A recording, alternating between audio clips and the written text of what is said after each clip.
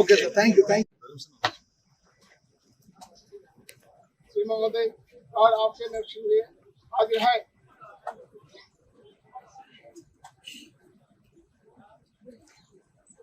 ఉన్నాయి ఇప్పుడు కొన్ని పాత వర్క్స్ ఉన్నాయి, అవి వాటి సమీక్ష చేస్తాం. కొన్ని ఆగిపోయిన పనులు, అదే విధంగా కొత్తగా శాంక్షన్స్ ఇవ్వాల్సినటువంటి అవి ఉన్నాయి. ఈరోజు అన్ని సమీక్షించుకొని వాటన్నిటికి కూడా ఇస్తాం. రోడ్స్ కానీ, అదే విధంగా వాగులు వంకల మీద కనెక్టివిటీ, తాత్కాలిక ఫుట్వేర్ బ్రిడ్జెస్ కూడా నిర్మించాలని మేము సూచనాప్రాయంగా నిర్ణయించుకోవడం జరిగింది. ఎందుకంటే ప్రతిసారి వాగులు దాటలేక ప్రజలు మరి ఇబ్బంది పడుతున్నారు. గతంలో 40-50 మంది చనిపోయినటువంటి అందవెల్లి లాంటి బ్రిడ్జీలు కూడా ఇప్పటికీ అదే ప్రాబ్లం ఎదుర్కొంటున్నారు. ఇలాంటివన్నీ కూడా కొంత ముందుకు తీసుకెళ్లడం కోసం పనిచేస్తుంది. స్కూళ్ళు ఓపెన్ అవ్వడం జరిగింది.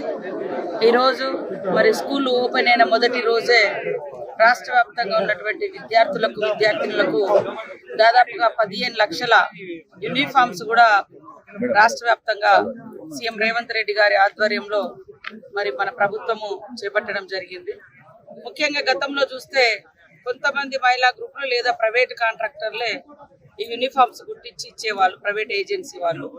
కానీ ఈసారి మహిళలను కోటీశ్వర్లుగా చేయాలి, లక్షాధికారులుగా చేయాలి, మహిళల యొక్క మరి పనిని గుర్తించి వాళ్ళకు పని కల్పించాలని దాదాపుగా 30,000 మహిళా సభ్యులకు ఈ కుట్టు వర్క్ కూడా ఇవ్వడం జరిగింది. దాంతో అన్ని స్కూళ్లలో కావలసినటువంటి యూనిఫామ్స్ అంతా మన మహిళా సంఘాల ద్వారానే, మన గ్రామీణ ప్రాంతాలలో ఉన్నటువంటి మహిళల ద్వారానే కుట్టించి ఈ రోజు పంపిణీకి శ్రీకారం చుట్టడం జరిగింది.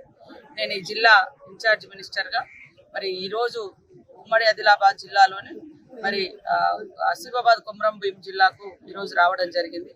స్కూల్ యూనిఫామ్స్ తో పాటు అదే విధంగా జరుగుతున్నటువంటి పనులు, వర్షాలు వస్తే మన ప్రాంతాలు ముఖ్యంగా ఏజెన్సీ ప్రాంతాలు ఇవన్నీ కూడా ఇబ్బందికరమైనటువంటి పరిస్థితులు ఉంటాయి. కాబట్టి వాటిని కూడా అధికారులకు దిశానిర్దేశం చేసుకుని మరి అభివృద్ధి కార్యక్రమాలు కూడా, హెల్త్ సెంటర్స్ కానీ, స్కూల్ ఓపెనింగ్ కానీ, అదే విధంగా జరుగుతున్న పనులను కానీ, తర్వాత గ్రామ ప్రజలతో మరి ఒక మీటింగ్స్ కానీ, వాళ్ళ సమస్యలు తెలుసుకోవడం, వీటన్నిటి కోసం ఈ పర్యటన ఏర్పాటు చేసుకోవడం జరిగింది.